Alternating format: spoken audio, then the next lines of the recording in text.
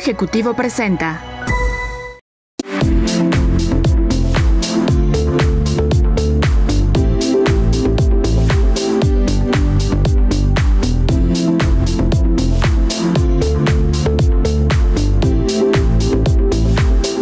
Hola, ¿qué tal? Bienvenida, bienvenido a AVE Valor Estratégico, el programa en el que nos enteramos de las tendencias y de las grandes conversaciones de las industrias de la comunicación en nuestro país y en el continente. Y aquí en la sección de Agregando Valor, hoy tengo el enorme gusto de tener a un gran amigo, una figura destacadísima de nuestra industria, que es Juan Cristóbal Ferrer, presidente de Ferrer. Querido Juan Cristóbal, un enorme gusto que estés aquí conmigo. Muchas gracias por la invitación. Encantado de estar aquí contigo. Muchas gracias. Y fíjate, Juan Cristóbal, que me acordaba antes de entrar al estudio, de la primera vez que yo fui a Ferrer, en las instalaciones que tenían hace muchos años en Miguel Ángel de Quevedo, en un curso que daba, me acuerdo, mi ex socio Guido Lara, de introducción a la metodología de investigación cualitativa, moderación de grupos, tenían cámaras de GESEL. Yo estaba estudiando la maestría en aquel entonces y era pantallante ya lo que hacías, Juan Cristóbal, hace 25 años. 25 años después pasaste por Harvard, pasaste por el IPADE, pasaste por distintos, instancias de formación en un lado empresarial, pero haciendo comunicación. Sí. Cuéntanos un poquito de tu trayectoria, por favor. A ver, yo concibo a la publicidad como una sociedad estratégica con los clientes. Si no eres capaz de agregar valor, y no solamente valor de comunicación, sino valor de negocio, al negocio de los clientes, pues difícilmente vas a hacer una relación de largo plazo. Entonces, yo veo el futuro de las agencias más como asesores en negocios con una especialidad en comunicación, más que solamente hacer creatividad, porque el mundo se ha vuelto cada día más complejo y el mundo empresarial más todavía, ¿no? Todos los mercados competidos, casi todas las industrias comoditizadas, no hay industria que sea un blue ocean. Por ahí te acuerdas de ese gran libro que nos decía, busca tu océano azul, salte del océano rojo. Pues ya se nos enrojeció todo el mundo, ¿no? Sí, a ver, creo que siempre se trata de encontrarle valor a los clientes y aportar ideas que les generen una mejor economía y una mejor imagen de sus empresas, ¿no? Oye, Juan Cristóbal, pero además ese ethos, digamos, de negocio, esa perspectiva, esa filosofía de negocio que tiene que ver con, digamos, la comunicación tiene que funcionar para algo, para el negocio al que estás atendiendo. También yo creo que viene de una herencia familiar espectacular en tu caso, Juan Cristóbal. Todos ubicamos a don Eulalio, gran fundador, creador de cosas que usamos el día de hoy, como el concepto rector. Cuéntanos un poquito de eso. A ver, creo que en los 70s, él crea un concepto que se llamaba comunicología aplicada de México, pues que es un concepto de cómo posicionar una marca en términos de comunicación y cómo la comunicación se debe de mover transversalmente en una empresa, no solamente en su comunicación externa, sino en su comunicación interna. Y concepto rector, que ya está muy manoseado. En cualquier brief de comunicación, en los casos EFI, ¿no? Pero todo el mundo cree que se inventa, pues no puedes inventar. Alguien lo creó. Sí, no puedes inventar un concepto rector. Las empresas tienen un ADN y el concepto rector tiene que tener la habilidad de sacar esa fibra de comunicación que vertebre todo su comunicación interna y externa, y que le dé congruencia. Puede cambiar el enfoque creativo y adaptándose a las diferentes épocas, pero el concepto de comunicación se debe de mantener por un periodo relativamente largo. De acuerdo. Oye, y en respecto a la trayectoria con lo que fue Grupo Ferrer, Ferrer Comunicación, hoy Ferrer, que siempre lo que yo he visto con tu empresa, Juan Cristóbal, es que siempre están tratando de estar al día y a la vanguardia, de adaptarse, digamos, a los nuevos contextos de la comunicación. ¿En cuántos? ¿50 años? ¿Cómo? ¿50 y tantos años? 61 años. 61 años ya, no me estoy quedando corto.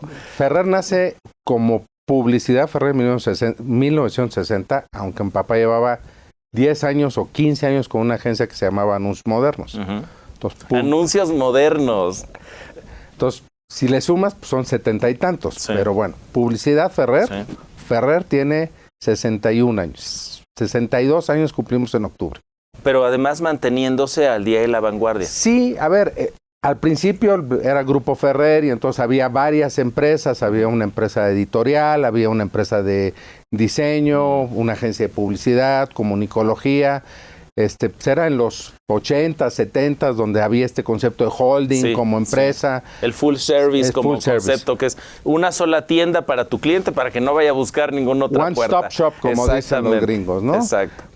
Hoy, la verdad es que el concepto sigue siendo tener una multiplicidad de servicios, pero creemos que ya decir grupo ya no es actual. Entonces, desde hace 3 años dijimos, somos solamente Ferrer, llevamos 60 años en el mercado, sí, tenemos una variedad de servicios importantes, o sea, damos planeación estratégica, damos publicidad, damos creación de contenidos, todo el tema digital, damos sports marketing, damos BTL, y desde hace 3 años creamos una empresa de inteligencia artificial en Luxemburgo. Entonces tenemos proyectos de inteligencia artificial. Tú decías, pues es que metían la métrica, pues hoy los data lakes es las identificó la conversación de comunicación. Sí, las empresas se ahogan en sus datos. En sus datos, no saben qué hacer con ellos. ¿No? Y esto de la inteligencia artificial es como el internet hace 20 años, ¿no? Todo el mundo quiere estar ahí, pero muy pocos le entienden. Lo que estamos logrando es proyectos concisos como optimizaciones de inversión publicitaria, el calcular el valor de un grupo de clientes histórico, cuánto vale el lifetime value de un cliente en su historia. Y entonces eso a los clientes les sirve para saber cuánto dinero tiene que invertir en atraer a sus clientes. De acuerdo. Estamos platicando con Juan Cristóbal Ferrer, presidente de Ferrer y con una extraordinaria experiencia, heredero de una tradición, diría yo, una dinastía familiar. Este es el primer programa de los 2 que vamos a tener. En el siguiente programa vamos a hablar un poco con Juan Cristóbal acerca de qué nos pasó en términos de comunicación en medio de esta pandemia y también hacia dónde vamos con recomendaciones para ti que estás haciendo comunicación allá afuera. Juan Cristóbal, entonces nos vemos en el siguiente programa. Gracias, te agradezco mucho.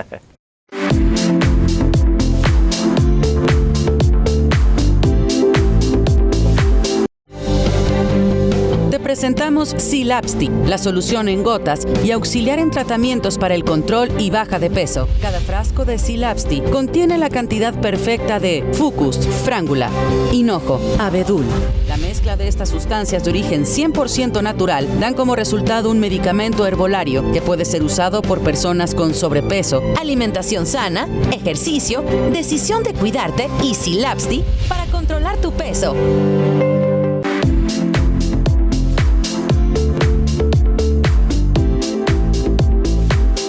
Hola, ¿qué tal amigas, amigos? Qué gusto estar nuevamente con ustedes aquí en AVE Valor Estratégico y particularmente en esta sección que es el poder de las ideas que dan resultados. Y tenemos como invitado a Said Gil. Said Gil, que viene de un grupo internacional importantísimo del mundo de la mercadotecnia, de la publicidad, de la comunicación, de la innovación, de los negocios, que es Dentsu.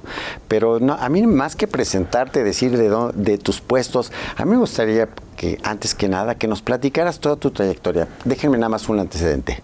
Said tiene 12 años de experiencia en el mundo del marketing, la publicidad y el mundo digital. Pero tiene un perfil interesantísimo porque ha cruzado 2 líneas y 2 perfiles increíbles, la tecnología y la creatividad.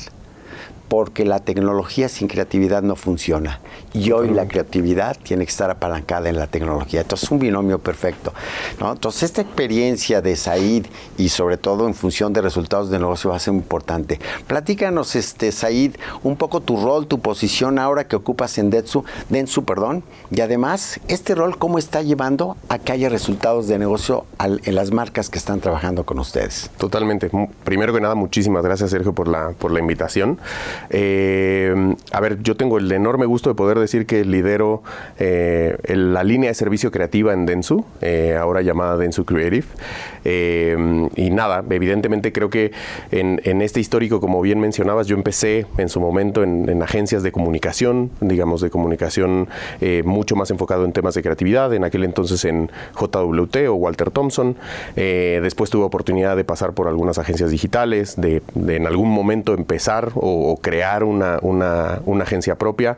Y creo que en ese camino te vas dando cuenta que siempre existen como estas disyuntivas en términos generales de lo que es la creatividad, los resultados, la comunicación en general, ¿no? Las marcas hoy en día probablemente, y nosotros también como entes o como participantes de esta industria, estamos en esta disyuntiva cada vez más de la marca y el performance, ¿no? El insight tradicional o las tensiones que se viven culturalmente con el poder de los datos, ¿no? Y de repente pareciera que son cosas que se contraponen, pero en muchas de las ocasiones tiene que ver más con una palabra que yo utilizo muchísimo, que es la integración. Al final de cuentas, si nosotros no perdemos esta vista como consumidores, porque al final de cuentas todos y cada uno de nosotros somos consumidores, nosotros cuando vemos una marca o cuando vemos la relación con un producto, hablamos de la experiencia que ese producto nos genera, ¿no? Y entonces entre mejor pueda ser la experiencia que una marca o un producto tiene con un consumidor, evidentemente los resultados tienen una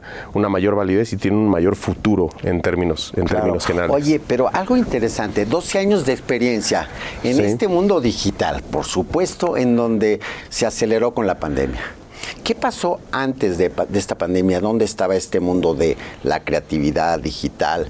La pandemia viene, nos encierra y nos vuelve todavía más digitales, pero ya estamos saliendo del mundo digital y estamos regresando a una realidad distinta. No es la nueva realidad, sino un mundo distinto.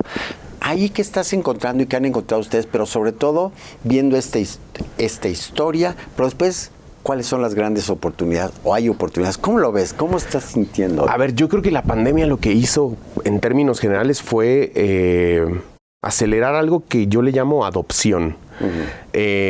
Mucha gente le podrá llamar digitalización, pero al final de cuentas había ya muchas cosas digitalizadas. Lo que la pandemia o este efecto, digamos, del aislamiento generó en todos nosotros es un proceso de adopción mucho más rápido, ¿no? Probablemente algunas cosas que creíamos poco probables que las íbamos a hacer a través de lo digital. La pandemia lo que hizo no es que haya construido demasiadas cosas nuevas, sino lo que hizo fue que cada vez nosotros nos adentráramos o adoptáramos ese tipo de comportamiento. Y eso evidentemente generó ese crecimiento digital, ¿no? Y hay muchísimos datos. Temas de penetración digital, temas de adopción, por ejemplo, del e-commerce, temas de adopción de plataformas de marca o utilidades de marca, servicios, que evidentemente se fueron digitalizando. Creo que el proceso más fuerte es la adopción, eso como punto número uno. Y lo segundo es que evidentemente hay algo que prevalece en toda esta conversación, que es la funcionalidad de las cosas. Correcto. De repente podemos pensar en muchísimas formas en las cuales interactuar con los usuarios, pero perdemos de vista algo muy importante, que es la funcionalidad que eso representa para ese consumidor.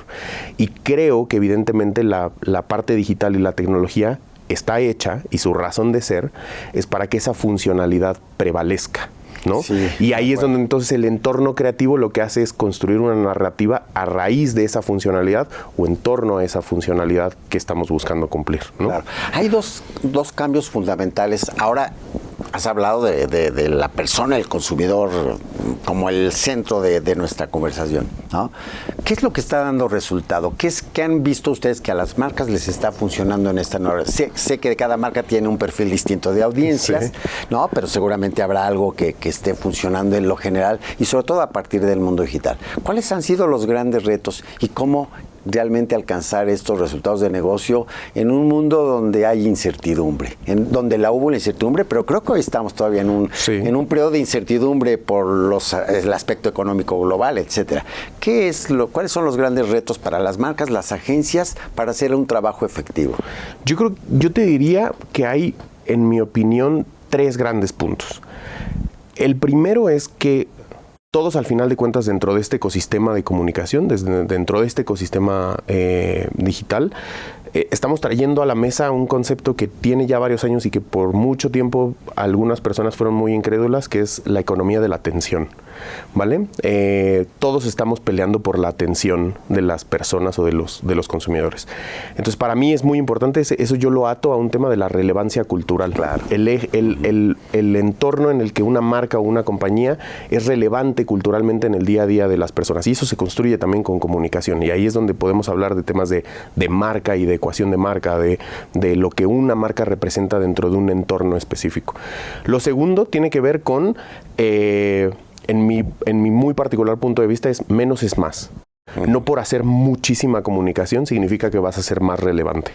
Creo que cada vez nos vamos dando cuenta que los impactos tienen que ser muy bien direccionados, muy bien pensados y tienen que ser muy efectivos.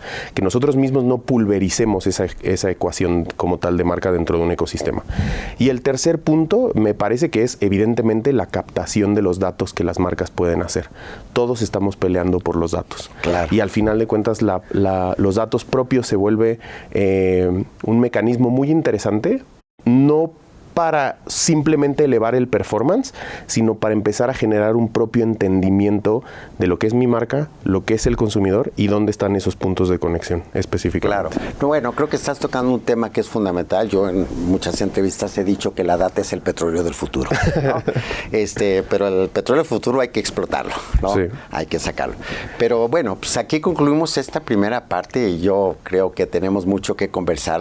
En nuestra siguiente sección hablaremos de esta parte de la data, de qué sigue para adelante, de qué es lo que está realmente en EFI. Nosotros evaluamos resultados. Total. Esta estrategia, la idea, la creatividad, los insights, un poco tratar de conversar, profundizar en el breve tiempo que nos queda a partir de la data, cómo estamos logrando y cómo lograr que las marcas tengan éxito y cómo volvemos héroe a la persona que nos compra.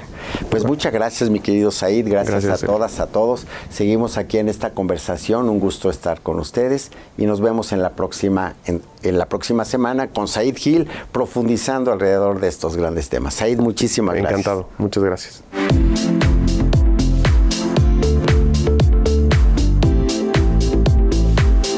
Conoce el único marketplace First Class que tenemos para ti.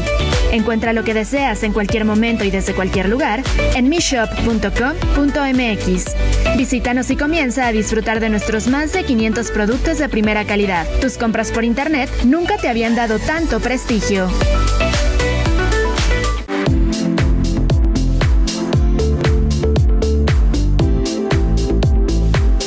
¿Qué tal? ¿Cómo están? Gracias por acompañarnos una vez más en este canal. Soy Isaac Pérez, formo parte del Comité de Inclusión e Igualdad en AVE y me encuentro una vez más con mi querido Alejandro Cisneros, que nos acompaña el día de hoy.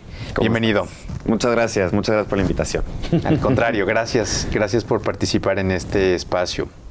Sabes, el día de hoy me gustaría que pudiéramos platicar un poco, desde tu experiencia en la publicidad, en la comunicación y particularmente hoy en el mundo digital, ¿qué retos existen hoy para ser inclusivos en la comunicación digital? Uy, pues sí, la verdad es que creo que hay un reto muy grande y sobre todo creo que lo principal es tratar a la comunicación digital como lo que es una experiencia. No solamente, digamos, creo que cuando pensamos en experiencias, la forma de pensar cambia mucho en la forma de ejecutar. ¿Por qué? Porque estamos considerando al usuario con todo su experiencia en cualquier plataforma y la estamos transformando con un objetivo de comunicación o mensajes claves. Creo que hoy por hoy realmente la tecnología sí tiene que ver, es parte importante de cómo generar experiencias digitales, pero hay algo que en muchas ocasiones se pierde y que tiene mucho valor, que es justamente la idea, la creatividad, ¿no? Siempre la creatividad va a ser ese puente entre una necesidad a comunicar y una plataforma y una población en específica. Ahora, en términos de inclusión se va complejizando un montón ¿Por qué? Porque inclusión, cuando hablamos de inclusión, no nada más es la comunidad LGBT o hablar de mujeres o hablar, ¿no? Hablemos de culturas, hablemos de religiones, hablemos de infancias, hablemos de capacidades especiales, ¿no? Y diferentes, que es un reto, la verdad, y que muchas de las plataformas están muy preocupadas hoy en día por convertir parte de la comunicación que ven, vamos a llamarlo un grueso poblacional fuerte, pero están volteando a ver justo a los grupos, a las minorías que siempre se han visto sesgadas por esta inclusión tecnológica, ¿no? Uh-huh. Entonces ahora tenemos, por ejemplo, un Facebook, Instagram, un Meta, que está preocupado por seguir comunicando, integrando a la población con debilidad visual, por ejemplo, ¿no? ¿Qué pasa con las comunidades para las traducciones, por ejemplo, inclusión de algún dialecto o de alguna o simplemente en las traducciones, ¿no? Para incluir a personas de otras culturas y de otros momentos, de otros países. Entonces, creo que en términos creo que las plataformas en sí están pensando mucho más en experiencias que en solo proveer algún recurso o algún o conectar. Ya creo que conectar se queda muy corto con lo que se vive hoy, ¿no? Oye, ¿y qué dirías que me permite y qué me impide un canal digital en la comunicación? Porque abre algunas puertas, sí, pero cierra otras, ¿no? ¿Qué perspectiva hay? Pues es que creo que lo importante ahí es entender cuáles son las bondades de cada plataforma. ¿Para qué sirve un YouTube? ¿Para qué sirve un Meta? ¿Para qué sirve incluso un LinkedIn, etcétera? O sea, creo que lo importante es cuáles son las mejores bondades de cada plataforma para contar una historia allá afuera y que logre conectar, ¿no? No sé si esto un poco va respondiendo la pregunta en ese sentido, porque tecnológicamente muchas plataformas comparten ciertos assets o ciertas acciones, ¿no? Pero si te pones a ver ya más a profundidad, hay hábitos, hay ciertos hábitos de consumo en estas plataformas y que justo ese es el secreto de cada una de ellas. Y si en algún momento alguna tiene algún limitante, es o cómo darle la vuelta con la misma creatividad o simplemente cómo fusionar o conectar dos plataformas para comunicar una idea en específico. Pero sí creo que hoy por hoy la mayoría de las plataformas ya están tecnológicamente acercándose. Creo que está llegando un momento en que pues sí, la verdad es que las empresas le están apostando a un mismo tipo de experiencias y creo que la ganadora va a ser la que empiece a mover ciertos hábitos o incluso atención a través de algún desarrollo tecnológico y cómo esas plataformas van a empezar a migrar. Porque hoy en día todos tenemos Reels, ¿no? Y que el TikTok y que todos tenemos Shorts y todos tenemos tal. Entonces, si tú lo pones a ver, ya están muy completas las plataformas en sí, ¿no? Oye, ¿y qué seguiría a partir de ahora como para poder acoger a toda una diversidad generacional de forma de pensar, religiones y bueno, cómo hago que quepa toda la diversidad humana en un canal o en un medio de comunicación? Bueno, creo que ese es un gran reto, un gran reto.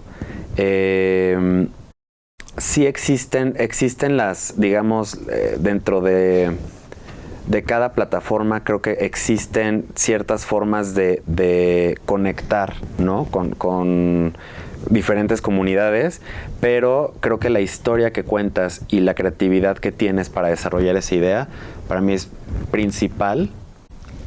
O sea, que va un poco por encima, ¿no? del desarrollo tecnológico de las plataformas. ¿Por qué? Porque mañana en 6 meses Meta anuncia un cambio y trae muchas cosas buenas. También obviamente para acá del lado del marketing digital a veces nos traen en el estrés, ¿no? Pero al final van evolucionando tan rápido que realmente el valor aquí es qué queremos contarle y para qué queremos contarle a esa comunidad, con por qué la queremos incluir a través de una plataforma, porque las herramientas están, y si no están, por necesidad ya de aprendizaje, las plataformas en 3 meses o en 6 meses ya están lanzando algún plugin, alguna adendum, alguna innovación que permite eso. Pero creo que siempre es pensar un poco desde el lado humano.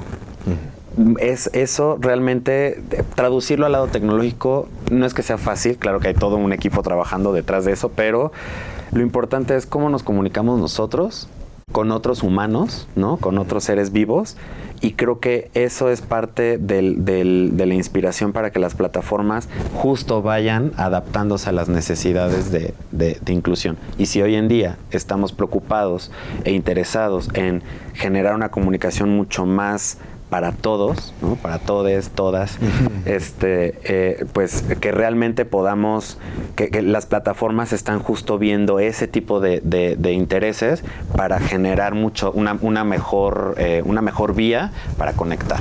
Entonces, y sabes, sí. me quedo con palabras como humanizar, historia, experiencia, y que la inclusión es hacerme partícipe, ¿no? Y sentirme como protagonista de esa historia, más allá del consumo, ¿no? Es sentirme realmente como parte de este mundo. Oye, muchas gracias por este espacio, por estas palabras. Espero que nos puedas acompañar pronto y seguir conversando. Con mucho gusto, claro que sí. Gracias a quienes nos siguen también en el canal. Nos vemos pronto. Hasta luego.